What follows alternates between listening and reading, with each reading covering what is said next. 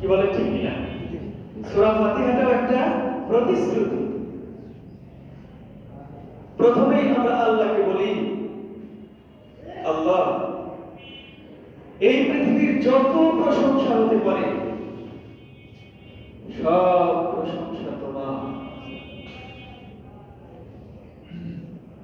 কি বললাম আল্লাহকে? আলহামদুলিল্লাহি রাব্বিল আলামিন।